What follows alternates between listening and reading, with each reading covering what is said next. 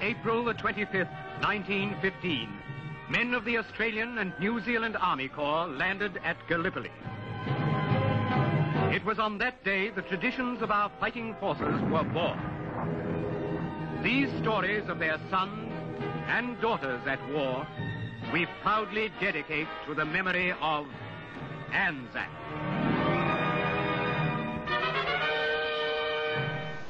G'day everyone, it's Warren from NQ Explorers again. Today we're back in one of our favourite army campsites. It's the site where Colleen some time back found that gold sovereign, so it was inevitable we were going to come back in here.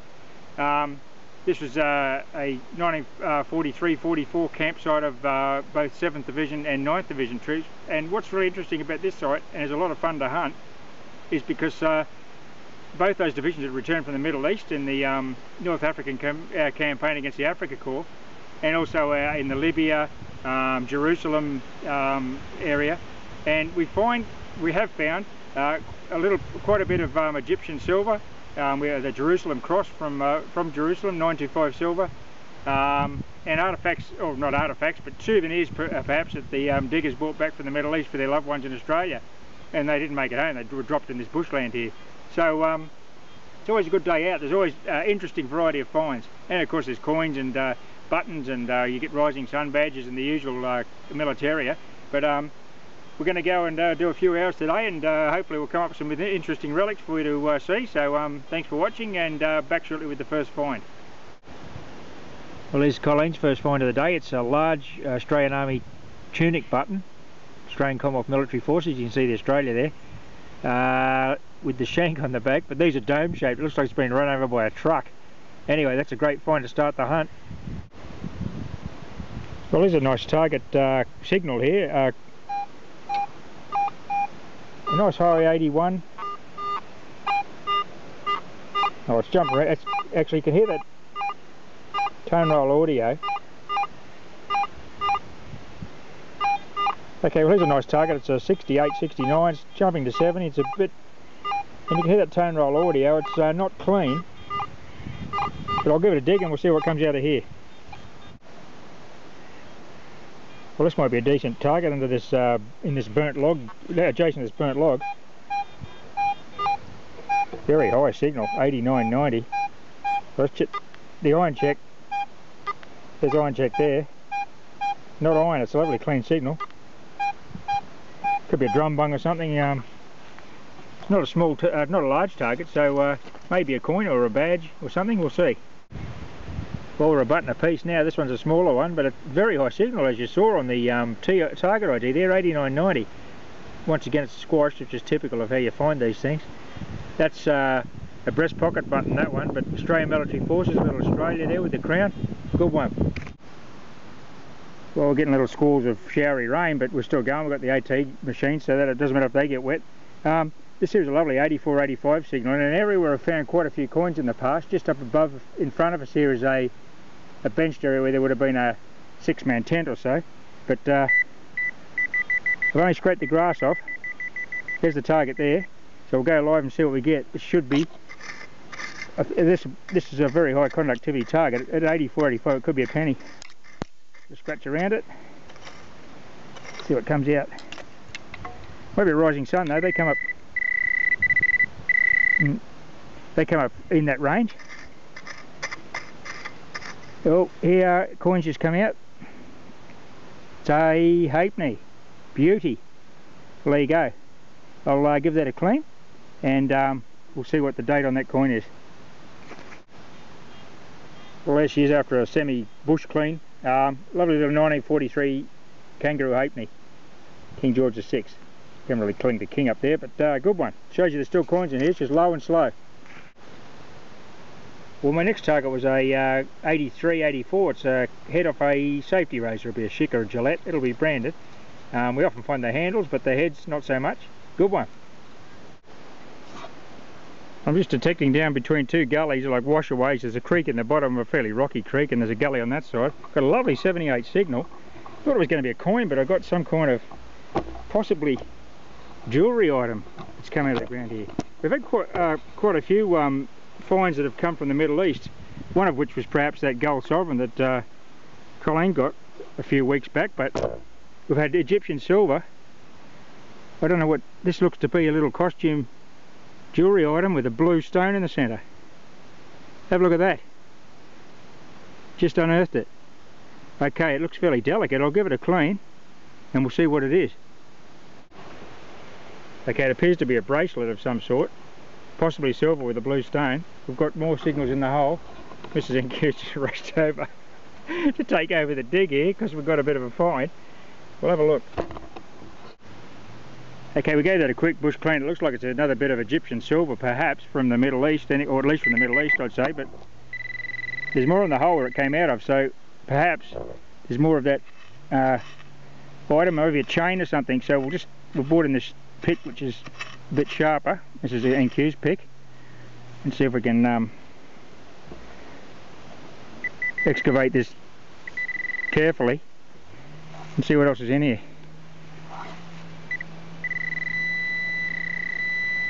Okay. Oh, here's another, look, it's another piece of it.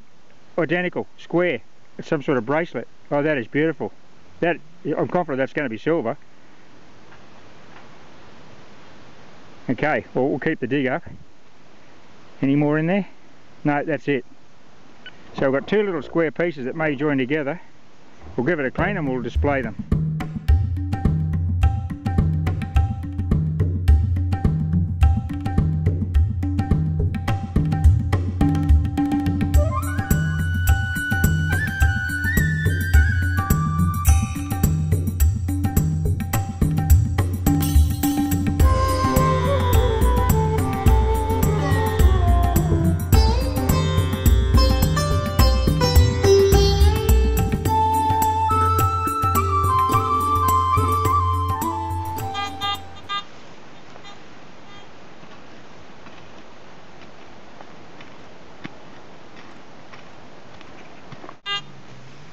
Well, in the background there, Colin's on a webbing buckle dig.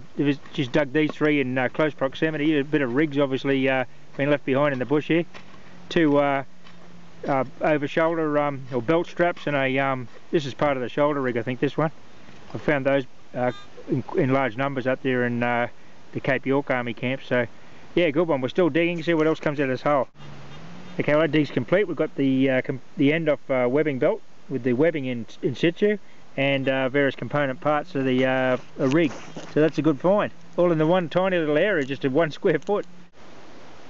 Just over there, you probably may not be able to make it out on the video, is one of those native rock camp chimneys that was a mess hall. It would have been the main kitchen for this unit that was deployed in this bit of bushland.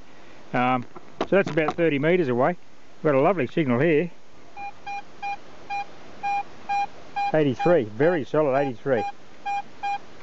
Lovely high tone. That's I'm in Pro Custom. I usually hunt Pro Custom on the AT Pro. So what we'll do a bit of a light dig here and we'll see what we come up with. Just in here somewhere. Does not sound like it's going to be very far down. Could be a coin or a rising sun or some such. We'll see. Okay, it's out already. Go on in with the Pro pointer and we'll see what we come up with. Very shallow target that, there's only 3 scrapes of the pick.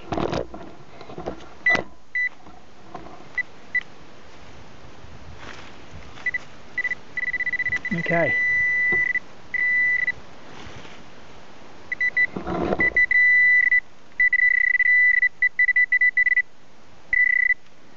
Looks to be a coin. Looks to be a silver coin. It's a beautiful little sixpence. What a beauty. That was a great signal from the start. You could hear that audio on it. It was just lovely high tone. 83. Okay, well, I'll give this a clean and get a year. Well, actually, it's a glorious 1942 Denver Mint D. Mint marked there under the Advanced Australia. Sixpence. King George VI. Well, you heard that tone. That was just lovely, that tone. It was a lovely high tone at a shallow depth. So I was pretty confident that was going to be a good find. Look at the definition on that coin. Beautiful. Okay. On we go. I'll head over towards that big old camp oven over there. Well, here's Colin's next find. It's a lovely old tablespoon. Rather wanged up. That wasn't recent. That's happened 70 years ago. I'll get a hallmark or a name.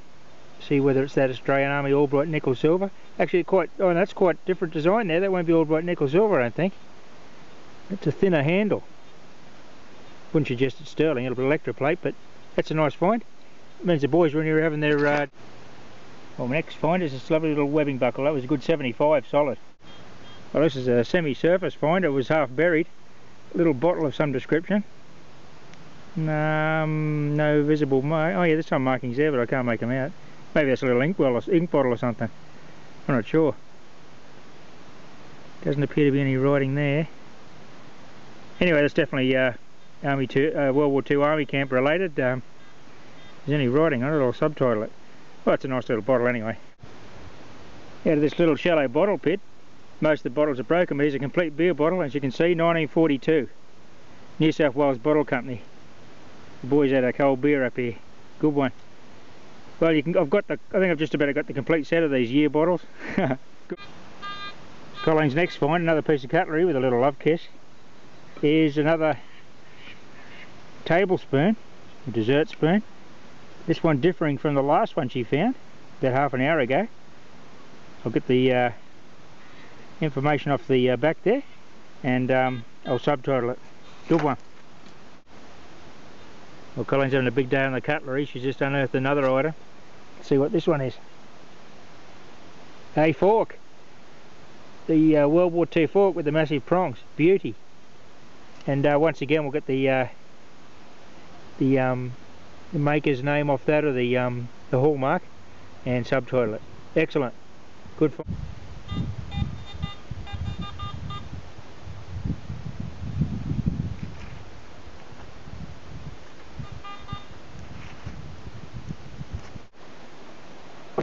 Just thought I might show you this old camp chimney. Well, I have shown you these in the past in various army camps in this area, but this is clearly would have been the mess tent for the cookhouse. A few stews and bully beef would have got cooked up there. This one being rather elaborate, it's got a cast concrete slab on the top, and there would have been a chimney that went right up there. Sometimes they have concrete chimneys or steel chimneys, but as you can see, after 70 years she's starting to fall apart. But they went to quite a bit of trouble because the troops had to be comfortable. They were in here for quite a long time training, and they did the jungle training and that sort of thing before going up to the New Guinea area. So now they're substantial structures, but as you can see, the bush has just taken us all back. Lantana and we actually find a lot of relics in these sort of areas. You got to push your way in there because obviously would have been fairly cleared. They wouldn't have cleared the big trees because of the air raid issue, but would have been fairly cleared in here when the men were in here. But anyway, we might wrap that up there. That was a great day out. I believe we got some Egyptian silver there. It certainly looks like silver from the Middle East. It's quite an intricate little bracelet or belt or something with that little blue stone in it. A couple of coins there, including that beautiful silver sixpence. Mrs. NQ had a nice little webbing belt buckle dig there. So no, it's been a great day out. But thanks for watching the video, everyone. Best of luck on your next trip out, and happy hunting. Bye for now.